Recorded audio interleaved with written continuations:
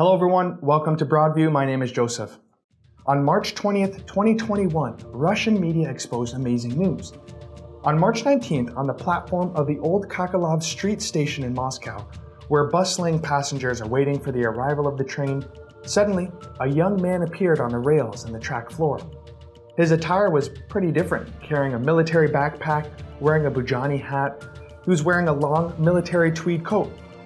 Now, such clothing was only available to the military during the Soviet era. And some passengers thought maybe a movie was being filmed there of the old times. Upon spotting someone on the track, the guard at the station shouted, "Hey, you, come up, no one can go there," asking the young man to hurry up to the platform. A bewildered glance at the guard, the young man continues to go forward without looking back again, which scared the guards indeed, because it's very dangerous to be down there. The guard hurriedly jumped down the floor to catch up with and stop the young man.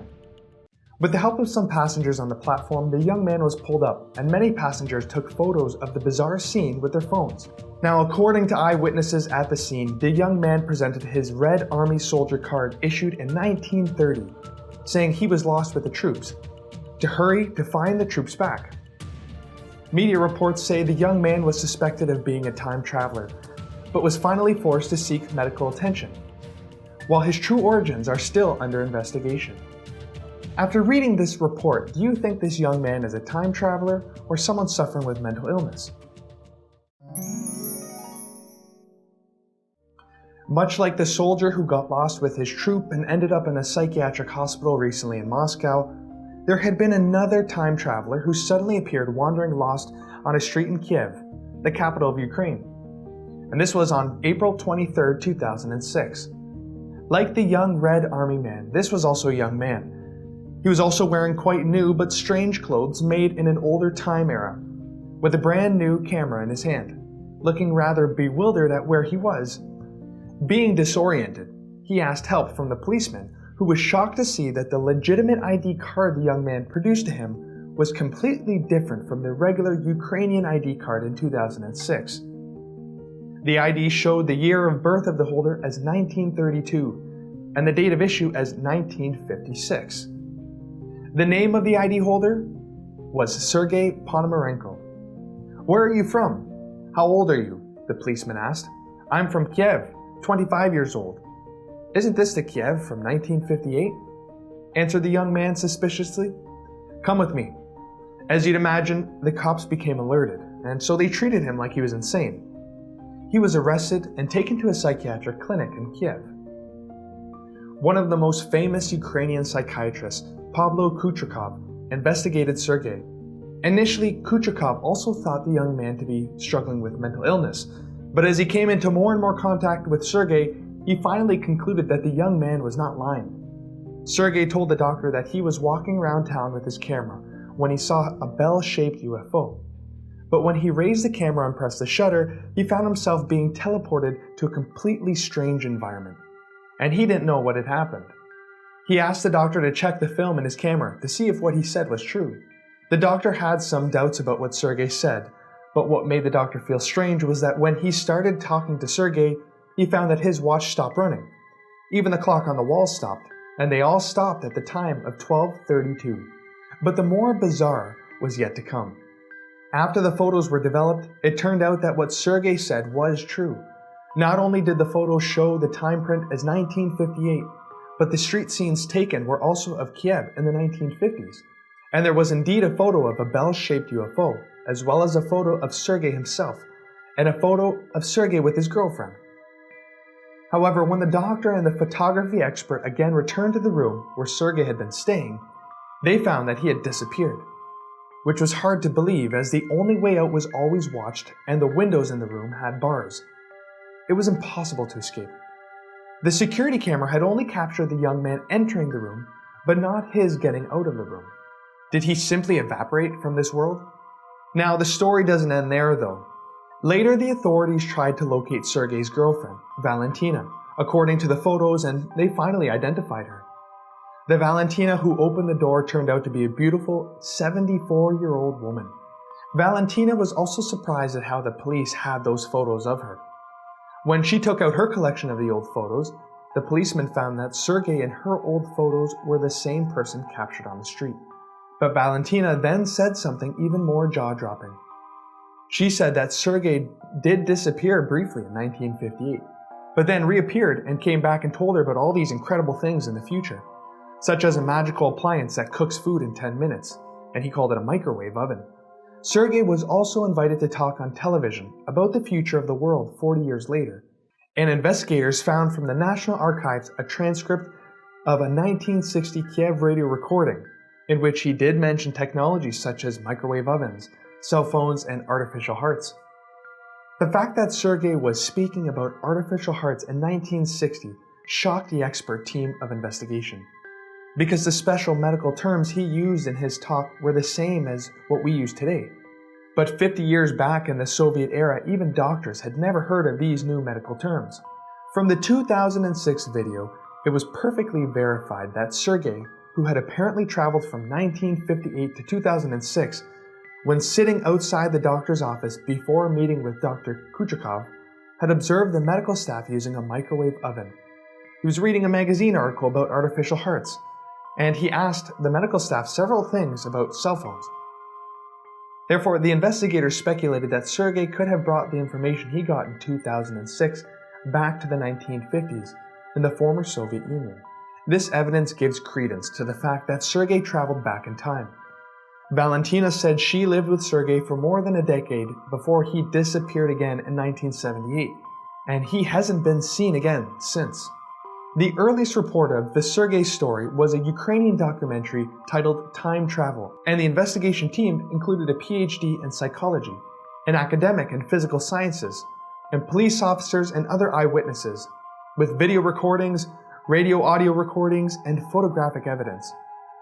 Nevertheless, there are still people questioning the authenticity of the whole thing due to some discrepancies in the story. For example, the security camera footage shows the date of Sergei's first entry into the hospital to be Wednesday, April 23, 2006. But that day is actually a Sunday. The date 3 days later when Sergei disappeared should actually be a Wednesday, but the footage shows it as Friday, April 26. However, some people believe that when a person travels between different spacetimes, time may also be shifted as a result. What do you think about it? Do space-time portals really exist? Have you had any experience yourself? A space-time portal is an extraordinary opening in space or time that connects travelers from our planet to distant realms. There are several incidents that have made people associate them with such portals, and it was also found that when crossing such a space-time portal, time will change.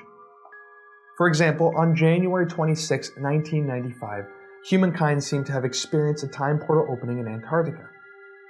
At that time, many countries had scientific research stations set up in Antarctica, and there were many scientists working there. On that day, a very peculiar gray and white smoke-like cyclone appeared over the Antarctic. And they weren't clouds or UFOs, but it was constantly spinning in place. An American scientist named Marion McLean launched a weather balloon into this cyclone, and the balloon was equipped with an anemometer, a thermometer, hygrometer, and a time meter for experiment. The balloon slowly ascended, and when approaching the cyclone, it was suddenly sucked in, and McLean instantly loosened the line further to avoid a snap. It was more than shocking to find that when the balloon was taken back from the cyclone, the time displayed on the meter was January 27, 1965, which is 30 years back in time.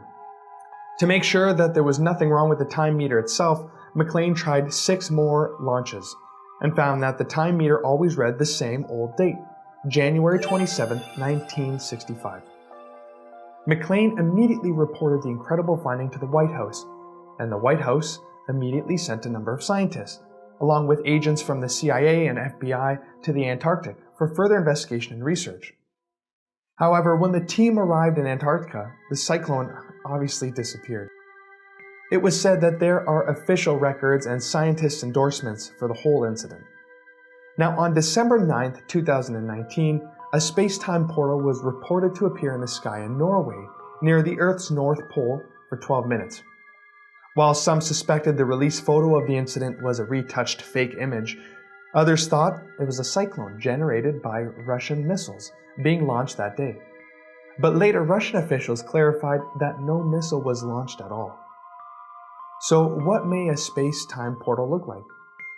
In 2018, the International Space Station sent back a photo taken by astronauts who saw a huge rectangular, shimmering fog suddenly appear above the Earth. And it wasn't a spacecraft or a UFO. They were so startled that they couldn't help but exclaim, "A portal!" After NASA published the photo, some experts believe that this indicates that there is a mysterious open space above the Earth. And some experts speculate that this is a wormhole open above the Earth. But whether it's an open space or wormhole, it seems to be related to space-time portals. Plasma physicist Jack Scudder and his colleagues, NASA-funded researchers at the University of Iowa, have figured out how to find the space-time portals. Based on observations by NASA's Themis spacecraft, Polar spacecraft, and Europe's cluster probes, it has been found that there exist places that scientists call electron diffusion regions, or X-points, where the magnetic field of Earth connects to the magnetic field of the Sun, creating an uninterrupted path leading from our own planet to the Sun's atmosphere, 93 million miles away. These magnetic portals are typically located a few tens of thousands of kilometers from Earth, and they open and close dozens of times each day. The existence of these X-points is very much like a space-time shortcut between the Earth and the Sun. Once entering such an X-point region while the portal is open, you'll get inside a mysterious channel and be able to travel straight to the surface of the Sun without any interruptions. That's to say, time portals do exist. Ronald Lawrence Mallet, an American theoretical physicist of the University of Connecticut, is best known for his study on space-time twisting by light. And he's also famous as the inventor of the time machine design. Mallet has created a prototype time machine that shows how a laser beaming light in circles could literally turn the clock back. According to Mallet, quote, "Eventually a circulating beam of laser lights could act as a sort of a time machine and cause a twisting of time that would allow you to go back into the past," end quote. The principle behind this is Einstein's general relativity. Basically, when we find a way to twist the space, we will have then twisted time, making it possible to access the past from the future. The concept might be difficult to understand for people who don't study physics, but let us try to make a simple example to explain it. Say, in the hands of the Creator, there is a thick book. Each page represents a different space-time, and the book is so thick that the universe has an infinite number of spaces. Each space-time has its own time. As in our human space-time, we have a linear type of time. Basically, there are past, present, and future on the timeline. When a page of the book is folded back, we'll have the future touch the past, or the past and the future overlapped. Therefore, when we are able to use energy strong enough to twist space-time, we'll be able to go back to the past and realize time travel. At present, the most serious country to study the time machine is no other than Israel. An Israeli university team has officially completed the prototype of a time machine, which proves that human travel through time and space is practically possible. What falls short right now is the energy that can make space-time twisted. What is this energy in the end? How could we even obtain such powerful energy? The breakthrough for this might be expected to take place soon. So if one day you see a wandering person in the street wearing clothes from antiquity, don't be surprised. It might be a time traveler. We've done a program on this topic before. Mysteriously Disappearing Classmate. It's awesome, check it out. Please click to watch if you like. Okay, thanks again for watching. If you like this, please share it with friends or family. Click the subscribe button and the little bell notification, and we'll see you next time on Broadview.